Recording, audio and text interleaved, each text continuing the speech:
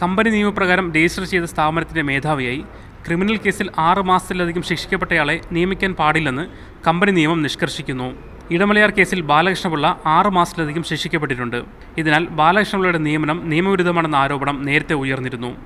ഇക്കാര്യം പ്രതിപക്ഷ ഉപനേതാവ് കോടിയേരി ബാലകൃഷ്ണനാണ് നിയമസഭയിൽ ചോദ്യമായി ഉന്നയിച്ചത്. പരാതി സർക്കാരിൻ്റെ ശ്രദ്ധയിൽപ്പെട്ടിട്ടുണ്ടെന്നും ഇക്കാര്യത്തിൽ നിയമോപദേശം തേടിയിട്ടുണ്ടെന്നും രേഖാമൂലം നൽകിയ മറുപടിയിൽ മുഖ്യമന്ത്രി വ്യക്തമാക്കി. ഇക്കാര്യത്തിൽ സർക്കാരിന് നിയമവ്യക്തത വന്നിട്ടില്ലെന്ന് തെളിയിക്കുന്നതാണ് മുഖ്യമന്ത്രിയുടെ മറുപടി. മുന്നാക്ക വിഭാഗ ക്ഷേമ കോർപ്പറേഷന്റെ ഓഫീസ് ഇന്ന് ഉദ്ഘാടനം ചെയ്യാനിരിക്കെയാണ് നിയമനകാര്യത്തിലെ അവ്യക്തത തുടരുന്നത്. അതേസമയം ഓഫീസ് കേന്ദ്രീകരിച്ച് പ്രവർത്തനം ആരംഭിക്കുന്നതിന് മുമ്പ് തന്നെ ശമ്പളേതര ഇനത്തിൽ കോർപ്പറേഷൻ ഇതുവരെ 69,88,376 രൂപ ചെലവാക്കിയതായി നിയമസഭയിൽ വെച്ച മറുപടിയിലുണ്ട്.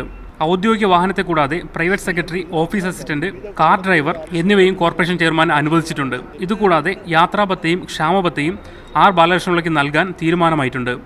ബാലകൃഷ്ണപിള്ളയെ കൂടാതെ 3 ഡയറക്ടർമാർ കോർപ്പറേഷനിലുണ്ട്. മീഡിയ 1 തിരുവനന്തപുരം.